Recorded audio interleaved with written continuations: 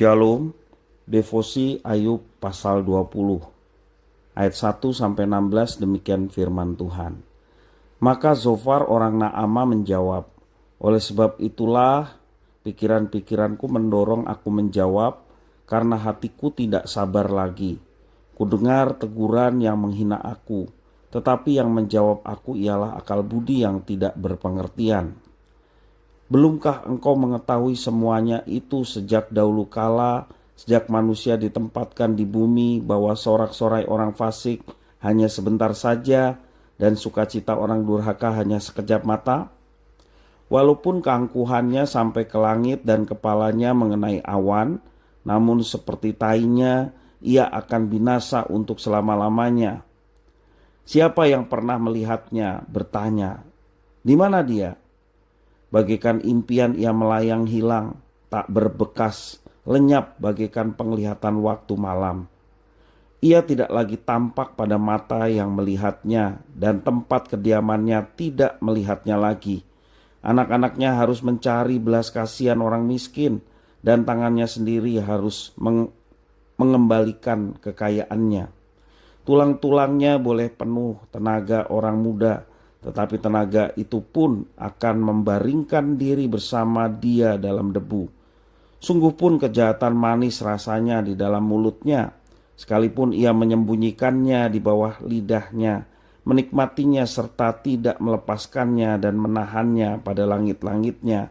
Namun berubah juga makanannya di dalam perutnya, menjadi bisa ular tedung di dalamnya. Harta benda ditelannya, tetapi dimuntahkannya lagi. Allah yang mengeluarkannya dari dalam perutnya. Bisa ular tedung akan diisapnya, ia akan dibunuh oleh lidah ular. Mengapa banyak orang mau melakukan kejahatan? Karena kejahatan terasa manis ketika dilakukan. Zofar menyatakan bahwa kemujuran orang fasik tidak akan bertahan, pada akhirnya mereka akan dihukum Allah. Jika demikian, mengapa orang fasik terus melakukan kejahatan? Rupanya orang suka melakukan kejahatan karena kejahatan begitu manis rasanya di mulutnya. Tidak mengherankan orang begitu menikmatinya serta tidak melepaskannya dan menahannya pada langit-langitnya. Namun, apa yang tadinya terasa begitu manis, di dalam perut kemanisan itu berubah menjadi bisa ular tedung yang menyebabkan kehilangan dan kematian. Itulah mengapa kemujuran orang fasik tidak kekal dan pada akhirnya ia ditimpa kesusahan yang sangat dahsyat. Kebinasaan orang fasik itu pasti karena Allah yang adil, pasti menyingkapkan segala dosa dan menghukum semua orang yang melakukan kejahatan. Itu adalah ganjaran Tuhan Allah bagi orang fasik. Zofar melihat bahwa banyak orang senang berbuat dosa karena dosa terasa manis. Tetapi hanya sebentar saja rasa manis itu bertahan, lalu berubah menjadi racun yang menyakitkan dan mematikan. Zofar yakin bahwa hal inilah yang akan terjadi karena Allah yang adil pasti menyingkapkan kesalahan mereka dan menghukum semua orang fasik. Iblis sangat pintar dalam menjebak manusia dengan membuat dosa terlihat begitu menggiurkan dan menyenangkan sehingga manusia menikmati dosa yang mereka lakukan. Contohnya kisah Adam dan Hawa. Sebelum memakan buah terlarang, Hawa melihat bahwa buah pohon itu baik untuk dimakan dan sedap kelihatannya. Itu dalam Kejadian pasal 3 ayat yang ke-6.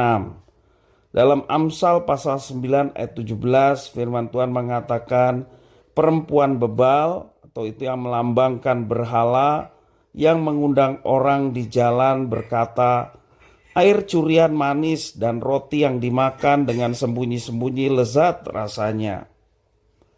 Kiranya Tuhan Allah Bapa menghindarkan kita dari keinginan untuk melakukan dosa.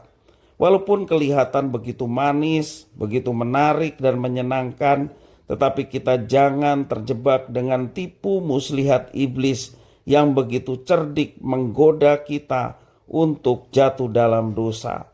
Tetapi mari kita tetap dekat Tuhan, supaya kita diberikan hikmat dan melihat dosa itu sebagai sesuatu yang menjijikan, bukan yang nikmat ataupun yang menggairahkan, tetapi sesuatu yang sungguh melawan Allah, sehingga kita memiliki pemikiran dan perasaan menjijikan terhadap dosa dan kita tidak melakukannya. Hikmat dari Tuhan, firman Tuhan, itulah yang memampukan kita untuk melawan dosa, bahkan mematikannya dalam kehidupan kita, sehingga hidup kita berkenan kepadanya. Tuhan Yesus memberkati.